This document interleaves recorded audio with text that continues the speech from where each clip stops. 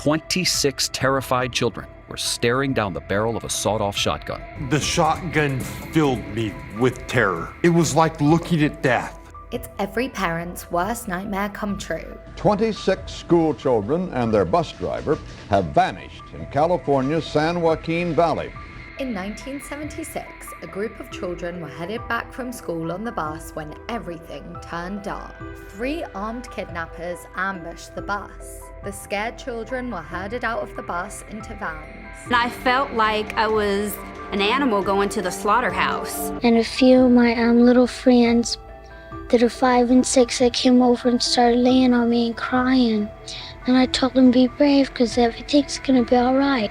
At the same time with the search underway, a police pilot spotted the empty school bus hidden, and the revelation of a mass kidnapping came into fruition. Anxious parents gathered in a fire station and the CIA were alerted. Please don't hurt my babies. All whilst the kidnappers' ransom threat to the police didn't make it through the high influx of callers. And I remember they would just grab the first kid that was inside the door. And they just kept doing that. And they opened the door and they grabbed somebody else. They would open up the door. They take the next kid out and they close the doors. But when they open the doors, you don't see them. I thought they were basically killing us each one at a time. The children were terrifyingly led to a hole, which was connected to an old truck trailer buried underground where preparations had been made. Drinking water, bread, peanut butter, and holes for toilets. They threw a rolled toilet paper down and said, "We'll be back for you." The manhole was covered and they were left trapped in the dark, fearing for their lives 12 feet underground. We were being buried alive.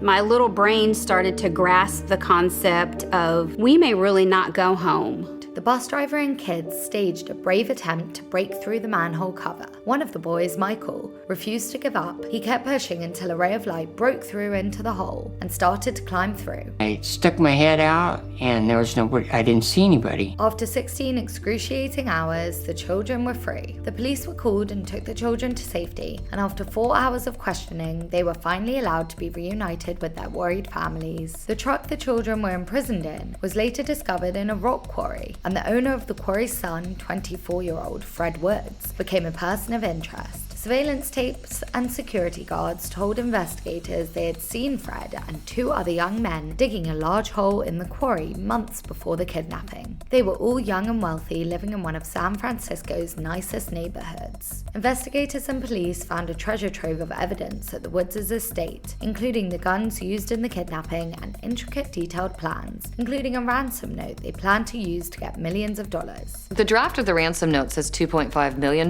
but in actuality, they were going to ask for $5 million from the state of California. James Schoenfeld was captured at dawn today. Frederick Woods was arrested by the Royal Canadian Mounted Police this afternoon. A California judge today imposed mandatory life prison sentences without parole. Later, it was revealed they would get a parole hearing every 1 or 2 years. I felt like I had been betrayed by the justice system. That day affected me, has affected me every day in some way or another.